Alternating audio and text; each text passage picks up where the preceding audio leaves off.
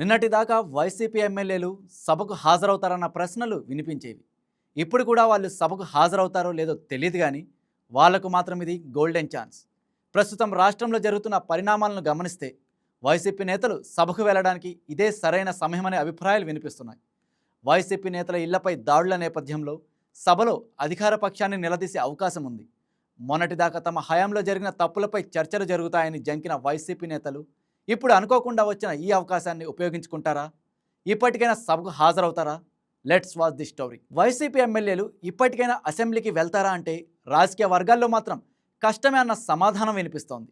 కానీ ఇప్పటివరకు జరిగిన పరిణామాలు, రాష్ట్ర రాజకీయాల్లో మారుతున్న పరిస్థితులను గమనిస్తే ఇప్పుడైనా వైసీపీ నాయకులు అసెంబ్లీకి వెళ్లడం సరైన రాజకీయ నిర్ణయమే అవుతుందని పరిశీలకులు అభిప్రాయపడుతున్నారు. ఇప్పటి వరకు వైసీపీ ఎమ్మెల్యేలు అసెంబ్లీకి వెళ్ళినా లేకపోయినా సభలో పెద్దగా చర్చించేందుకు అంశాలు లేవన్న వాదన ఉంది.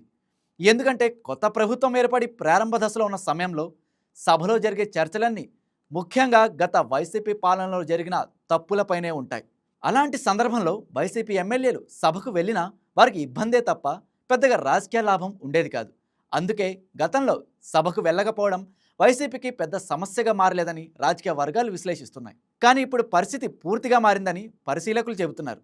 కొత్త ప్రభుత్వం అధికారంలోకి వచ్చి 18 నెలలు గడిచిన తర్వాత ఇప్పుడు ప్రభుత్వం ప్రజల మధ్య చోటు చేసుకున్న పరిణామాలు, అమలు విధానాలు, ప్రజలు ఎదుర్కొంటున్న సమస్యలు సభలో చర్చకు వచ్చే స్థాయికి చేరుకున్నాయి.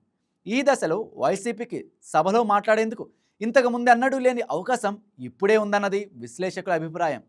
గత 18 నెలల కాలంలో ప్రజలు ఎదుర్కొన్న సమస్యలు, రైతుల ఇబ్బందులు, వివిధ వర్గాల అభిప్రాయాలు, ప్రభుత్వ విధానాలపై అసంతృప్తి ఇవన్నీ ఇప్పుడు అసెంబ్లీలో ప్రస్తావించేందుకు అనుకూలమైన అంశాలుగా మారాయని పరిశీలకులు చెబుతున్నారు. ఈ అంశాలను ప్రజల తరపున సభలో నిలబెట్టి ప్రశ్నించగలిగితే వైసీపీకి రాజకీయంగా పునాదిని తిరిగి నిర్మించుకునే అవకాశం ఉందని వారు అభిప్రాయపడుతున్నారు. మరోవైపు వైసీపీ తరపున తరచూ వినిపిస్తున్న వాదన ఒకటే, సభలో మాట్లాడేందుకు సరైన సమయం ఇవ్వడం లేదన్నది వారి ప్రధాన అభ్యంతరం. కానీ పరిశీలకులు చెప్తున్న విషయం ఏమిటంటే సభకు వెళ్ళిన ప్రతినిధికి ఏదో ఒక సమయంలో మాట్లాడే అవకాశం ఖచ్చితంగా లభిస్తుంది. అది ఎక్కువ సమయమా లేదా తక్కువ సమయమా అన్నది పక్కన పెడితే ఇచ్చిన సమయంలో ఏ అంశాలను లేవనెత్తుతారన్నదే అసలు కీలకమని వారు స్పష్టం చేస్తున్నారు. ఇప్పటికీ కేవలం పట్టుదలతో, సూత్రప్రాయ వైఖరితో సభకు వెళ్లకుండా వ్యవహరిస్తే అది వైసీపీని మరింత ఇబ్బందుల్లోకి నెట్టే ప్రమాదం ఉందని రాజకీయ పరిశీలకులు హెచ్చరిస్తున్నారు.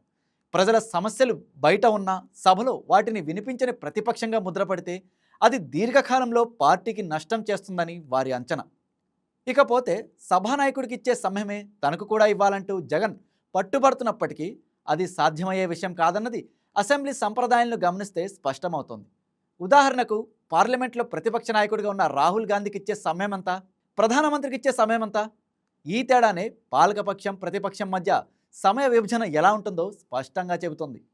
అందుకే ఇలాంటి చిన్న విషయాలపై పట్టుబట్టకుండా ఇచ్చిన సమయాన్ని సద్వినియోగం చేసుకోవడం, ఇచ్చిన సమయంలోని కీలక అంశాలను లేవనెత్తడం, ప్రజల సమస్యలను స్పష్టంగా సభలో పెట్టడం ఇవే వైసీపీకి ఈ బడ్జెట్ సమావేశంలో ఉపయోగపడే వ్యూహాత్మక అడుగులుగా పరిశీలకులు సూచిస్తున్నారు.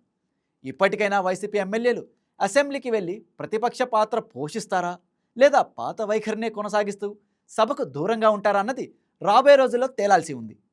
ఈ నిర్ణయమే వైసీపీ భవిష్యత్ రాజకీయ దిశను నిర్ణయించే కీలక మలుపుగా మారే అవకాశం ఉందని రాజకీయ వర్గాలు చెబుతున్నాయి. Please subscribe to YK TV Network. Please subscribe to YK TV. Please watch YK News. Don't forget to subscribe YK News channel